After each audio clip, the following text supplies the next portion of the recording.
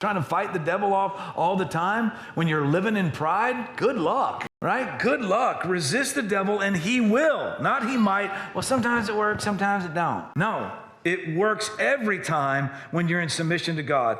Come near to God and he will come near to you. Wash your hands, you sinners, and purify your hearts, you double-minded. Grieve, mourn, and wail. Change your laughter to mourning and your joy to gloom. Verse 10 is so important. Humble yourselves before the Lord and he will what? He's going to lift you up. Humility is one of those topics that I don't know that whether you're a Christian or not, I just don't know that we really have a clear understanding or a clear picture of what humility really is. I think a lot of people in Christianity outside of it, when they think of humility, they think of somebody that's weak, kind of wimpy, somebody that when they walk around, their head is always down and, they're kind of a pushover, they're a doormat, or they talk really softly. They're really they're a low talker.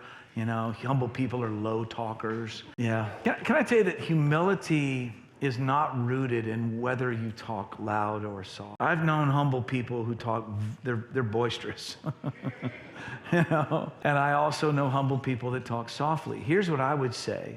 If humility has anything to do with your mouth, it would be this: humble people just talk less. Where there's many words, Proverbs says, there's sin. Be careful how much you talk. One of the things I'm seeing in so many people's lives, especially in Christianity, is I'm seeing a ton of insecurity in different facets of life. And what insecurity does is insecurity opens the door to pride. And how that works is when you're insecure, you're always pushing your way in. You're always trying to notice me, see me, notice me, right? I'm insecure. Look at me, notice me. Don't you hear me? And so insecure people end up talking a lot. And I would say be careful with that. If you find yourself in a conversation and you feel like you have to always have an answer. When I first started in ministry, I was very young when I started in ministry. And because I started young, I had this insecurity that I felt like I always had to have an answer for everything.